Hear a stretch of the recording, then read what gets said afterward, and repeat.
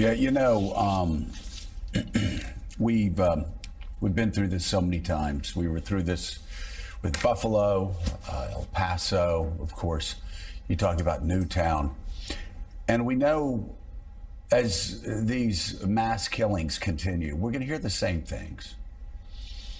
We're going to hear from Republicans that, well, our thoughts and prayers are with them. We're going to hear from Republicans, this is the cost of freedom. We're going to hear from Republicans, there's nothing we can do about it. There's nothing we can do about it. Why, if you pass this piece of legislation, well, that won't do anything about that shooting. And if you pass another piece of legislation, it won't do anything about this other shooting. We also hear something really gross from the same people who will desperately seek to find any crime that an illegal immigrant causes and then run it on their TV network for 24 hours a day. It's never time to talk about this, is it? And never is. They're cowards. They're such cowards. And of course, they don't want to talk about it. Just like January the 6th, like we saw in the focus group, they want you to forget about it. They don't want us to ever talk. When was the right time to talk about 9/11? Oh, I don't know, a year later? No, I would say a pretty damn good time to talk about 9/11 would have been on 9/11 when it was happening. On 9/12, how did this happen? On 9/13, let's make sure this never happens again. But these fools, well, they're not fools. They know exactly what they're doing. These barbarians, they get on TV and they say, oh, let's not talk about it now. As 5, 6, 7, 8, 9, 10, 11-year-old kids now in our schools from Newtown to Texas are getting gunned down by military weapons, so mutilated that their moms and dads can't even recognize their faces. And Washington does nothing. Hey, Joe Manchin, after Newtown, you did something, all right? Do something. Joe, I'm kind of tired. We're friends. I'm just going to tell you, your old routine about, oh, it's always this person or it's always that. But Joe, why don't you get out in front of something for once in 5 years and start talking about what you can do instead of you can't do? Because all you ever talk about is what you can't do. You're a Democrat that got this right after Newtown. And you pushed with Pat Toomey. You pushed with him on background checks. You need to do that again. 90% of Americans support background checks. 90%. Almost 2/3 of Americans oppose military-style weapons. Almost 2/3 of Americans, overwhelming number of Americans, support gun safety laws that Congress will not pass. But here's the thing, it's not just that. What makes it worse is not just what Congress is not doing. What makes it worse is what state legislators are doing. There is a race to the bottom. We saw it in abortion, where a 13-year-old girl can get raped and she's forced to carry the rapist's baby full term, basically ending her life as she knows it. Well, Texas and other states are racing to the bottom. Florida, racing to make sure you can get a gun without training. You can get a gun without a permit. You can just go buy a gun and open carry it. This is insanity. You know who says this is insanity?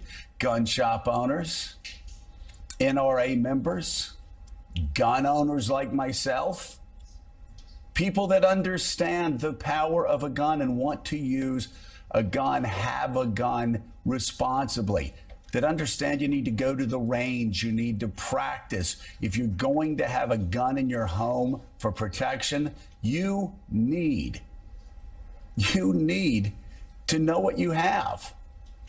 But these Republicans race to the bottom. Let's let 18-year-olds get guns on their birthday, go buy 2 military-style weapons on their birthday, and take every other sort of meaningful legislation away, regulation, safeguards away. And why? Do we think 90% of Americans? Do we think 50% of Americans? What, an 18-year-old kid who just turned 18, want him to be able to go out and buy 2 military-style weapons? To open carry in other states? To get guns without a permit? It is insanity. And this is what state Republican, let me be very clear, okay? Republican state legislators, this is what they're doing. And they're doing it despite the fact the overwhelming number of Americans oppose it. And Mike Barnacle, you know, it always struck me as strange that you had all these people who were supposedly for law enforcement officers, except when their side was were beating the hell out of cops on January the 6th. And when police officers said, hey, we got to cool it with like the military style weapons. We got to cool it with the body armor. We got to cool it with the armor piercing bullets. Suddenly these Republicans are like, oh, no, that's an infringement of our freedom. Like these people think that little kids getting gunned down in school, well, that's just the cost of freedom. These are, by the way, the same people that wouldn't wear a piece of paper over their mouth during a pandemic that killed 1 million Americans. There is no other word that describes them but radical, maybe dangerous, immoral. That it all fits. And by the way, yeah, I'm doing this the day after because you know what? Go back and listen to what I said the day after January the 6th, the day after September 11th. No, this is the time to talk. The cowards don't want us to talk. The people who are defending the gun makers don't want us to talk. The people who are, in effect, putting the guns into the hands of these mass murderers don't want us to talk. You know what? Now is the time to talk. And it's time for us to take our country back peacefully. But it is time to retake America. Take it back peacefully from these state legislators who are turning our classrooms, our churches, our country music festivals into killing zones, Mike. You know, Joe, everything that you just said, we just did. We just said it 9 days ago because of Buffalo, where people were killed because of their skin color in a supermarket. And today we're doing it again. And I don't know whether any of us here will be able to get through the morning without crying, honestly. You just had a graduation, Joe, this weekend. Your daughter graduated from high school. All of us have children here. I remember 3rd, 4th, 5th grade parents' nights going to school. And the children were so giddy when you came home and said naturally, oh, I was told you're the best kid in the class. You're the smartest kid in the class. And I was thinking last night about the forensics teams that go into that school. Tom Winter mentioned it. I know 2 members of a forensics team who are at Newtown. They've never been the same. Never been the same.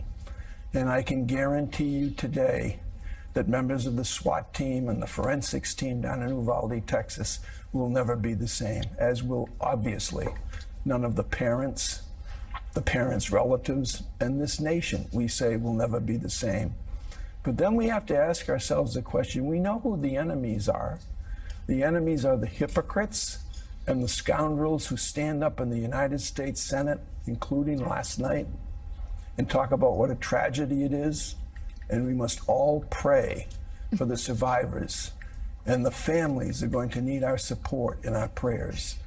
And then they actively work against progress in terms of controlling the distribution of guns in this country. They are cowards. We know that. But then there's the rest of us. We're all in shock here today because of what happened. But we've become inured to this kind of shock because it happens so often.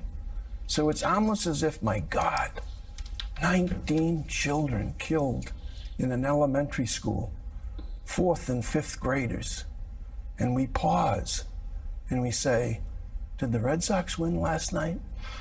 And we go on with our lives in the midst of this assault on us, this assault, this attack on our country, going on with people in public life doing very little.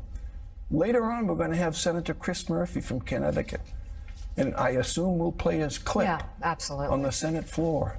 Last night, a basketball coach, Steve Kerr, Golden State Warriors head coach, whose father was assassinated when he was a diplomat in Lebanon, gave an incredibly strong statement about his feelings about what happened. This lingers for many people, but it doesn't linger enough for most people. And here we are, raising again the question we talked about just a few days ago. Who are we, really? And by the way, it's always an us against them thing for these people that want to take the most extreme position that 90% of Americans oppose, and yet somehow we can't get gun safety legislation that 90% of Americans support. Right? And here's the thing. I mean, I'm a gun owner. Have more than one gun. I'm not afraid of guns. I grew up around them. I have Mika grew up around them. We've had them in our houses. And here's the thing. So if you haven't grown up around gun owners, and all you do is listen to the jackasses on TV that take the floor and talk about freedom after little kids get gunned down. If you haven't grown up around gun owners like I did in First Baptist Church in Meridian, Mississippi, and First Baptist Church in Chamblee, Georgia, and First Baptist Church in Pensacola, Florida, let me tell you what gun owners say about things like this. And they all do, to a person. Don't need one of those guns to kill a deer. See, that's not an ACLU member on the Upper West Side. That's what you would always hear on Sunday mornings after these killings. You look at the numbers, NRA members, the overwhelming majority of NRA members want background checks expanded dramatically. A lot of Republicans want to get rid of these military-style weapons. This is insanity, and it's insanity that only happens in America, in Western democracies. Only in America do we have these mass killings repeatedly, over and over and over. You don't tell us we can't do anything about it. You're the weakest, most feckless, pathetic liars to say we can't do something about it. We can do something about it. And maybe it's just one step at a time, but we need to start moving in that direction. And instead, we're going in the opposite direction. On the federal level, on the state level, on the local level. It's unbelievable. Willie, you know, Mike Barnacle said, talked about how I had a daughter who graduated from high school this past week.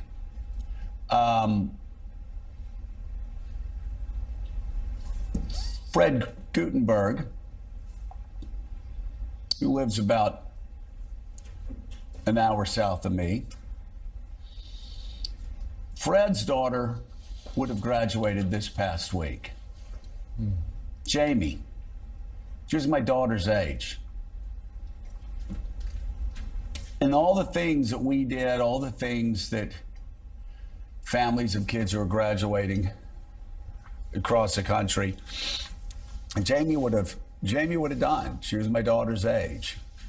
And I think she would have graduated this year, maybe last year, this year. But, I mean, the human toll of this. And again, as President Biden said, and I thought he did an extraordinary job last night. And I really do. I feel sorry for those who actually saw that and were actually forced to say something really shitty about him after he did it. I mean, that's how they make their money. It really makes me really sad for them that they have that dark of a soul, that they're that twisted. But they did. All over the internet, all over TV. They're just twisted people. But as President Biden said last night, the carnage, it not only, this American carnage, yeah, Donald, you got that one right. You got that one right. This is American carnage brought on by you and your party. President Biden was right. This impacts not just the parents in the most horrific of ways. It destroys the lives of brothers, of sisters, of best friends, of neighbors, of aunts and uncles, grandparents, communities. It's violence against entire families, entire communities, the entire country. And you look at these individual cases like Fred, who we're going to be talking to later on. They don't get the graduation. They don't get the marriage. They don't get the grandkids. They don't get life playing out naturally the way it's supposed to play out, because this keeps happening, and this keeps happening because legislators in the Republican Party are cowards. They won't even do the things they know they're supposed to do. And I say this again as a supporter of the Second Amendment, who even before Heller said the Second Amendment is supposed to mean what the Second Amendment says. We have a right to keep and bear arms. But military-style weapons, lame background checks, like letting 18-year-old kids go out and buy weapons like 3 years before they can have a sip of beer legally. Willie, it's just crazy. And there's blood in the streets. There's blood in classrooms. There is blood in country music concerts. There are blood in churches and synagogues because of these craven politicians. Just before we turn to President Biden, I mean, these 19 children, and there may be more. We don't know what the final toll will be. Just think about this. They're second, third, and fourth graders. We all know what that's like. That's such an exciting time for parents and for children. They were about to go forward into their summer. 19 of them between 7 and 10 years old. This is the largest school shooting since Sandy Hook. And like Buffalo, a good guy with a gun did nothing compared to a person in complete body armor with 2 assault weapons walking through a school. That's not an argument that can be made. 19 children are gone this morning. You're right. This was a hardened school. They had a resource officer, a retired police officer likely there, who exchanged fire. There were 2 police officers from the city of Uvalde exchanging fire. They couldn't get to him because of that body armor. It's a ridiculous argument. We talked about President Biden. He was on Air Force One returning home from his trip to Asia when this massacre happened in Texas. The White House tweeted this photo as President Biden spoke with Texas Governor Greg Abbott to offer the president's assistance. Then last night, the president emotionally addressed the nation. I'd hoped when I became president, I would not have to do this again. Another massacre, Uvalde, Texas, an elementary school, beautiful, innocent, second, third, fourth graders. And how many scores of little children who witnessed what happened see their friends die as if they're on a battlefield, for God's sake.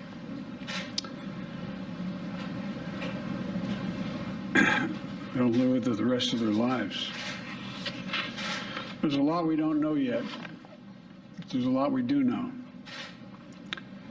The parents who will never see their child again, never have them jump in bed and cuddle with them. Parents will never be the same. To lose a child is like having a piece of your soul ripped away. There's a hollowness in your chest. You feel like you're being sucked into it and never going to be able to get out. Suffocating.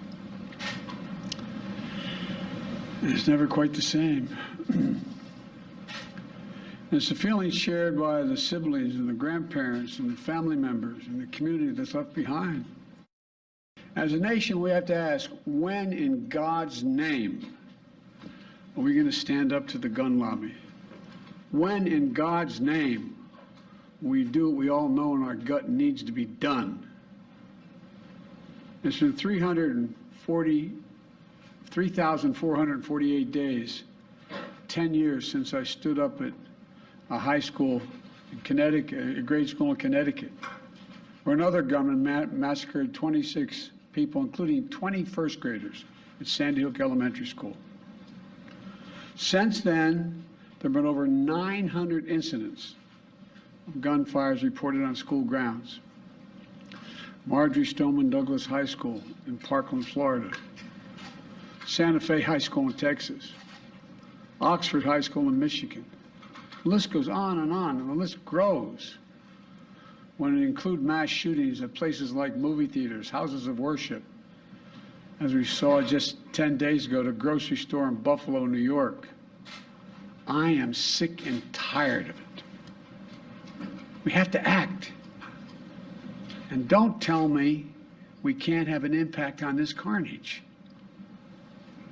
I spent my career as a senator and a vice president working to pass common sense gun laws. We can and won't prevent every tragedy, but we know they work and have positive impact. When we passed the assault weapons ban, mass shootings went down. When the law expired, mass shootings tripled. The idea that an 18-year-old kid can walk into a gun store and buy 2 assault weapons is just wrong. What in God's name do you need an assault weapon for except to kill someone? Deer aren't running through the forest with Kevlar vests on, for God's sake. It's just sick. And the gun manufacturers have spent 2 decades aggressively marketing assault weapons, which make them the most and largest profit. For God's sake, we have to have the courage to stand up to the industry. What struck me was these kinds of mass shootings rarely happen anywhere else in the world. Why? They have mental health problems. They have domestic disputes in other countries. They have people who are lost. But these kinds of mass shootings never happen with the kind of frequency they happen in America. Why? Why are we willing to live with this carnage? Why do we keep letting this happen? Where in God's name is our backbone to have the courage to deal with it and stand up to the lobbies? It's a time to turn this pain into action. For every parent, for every citizen in this country, we have to make it clear to every elected official in this country, it's time to act. Time for those who obstruct or delay or block the common sense gun laws. We need to let you know that we will not forget. We can do so much more. We have to do more.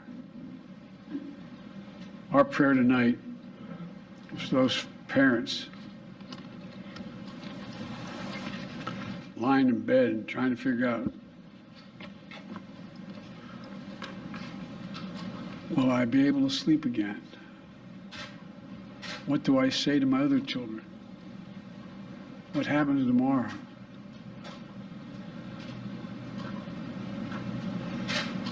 May God bless the loss of innocent life on this sad day. And may the Lord be near the brokenhearted and save those crushed in spirit, because they're going to need a lot of help, and a lot of our prayers. God love you. Speaker, this was Joe Biden at his most effective, at his strongest, Yeah. most moving. He showed compassion, but He also showed righteous anger. The quote, "I am sick and tired of it. We have to act. And don't tell me we can't have an impact on this carnage." I would guess he spoke for about 80%, 90% of Americans there. Yes, he did. And it was hard not to feel it in your core. And you parallel that moment with the president and his options at hand with this weekend, the NRA's annual summit. It's called the Legislative Action Leadership Forum, and they have a lot of high-profile guests. Question is, will they go? What will they talk about? What exactly is the legislative action they are pushing for at this point? Elizabeth Buehmeller, I'll turn to you, though, about President Biden. Did he meet the moment, and what are his options? Yes, well, he certainly met the moment. I was just watching that again just now, and he obviously spoke. He was an ad-libbed. He didn't stick to any prepared remarks. He spoke from the heart. He spoke, as no other president has been able to, about. It was obviously reflective of his own loss of a daughter who was killed in a car crash, and his son, Bo, who died a number of years ago. And so he speaks from the heart about the pain, about the feeling in your chest. He was also, I thought it was very interesting at the end, very religious when he talked about, may the Lord be near those who've endured this, because they're going to need it. It was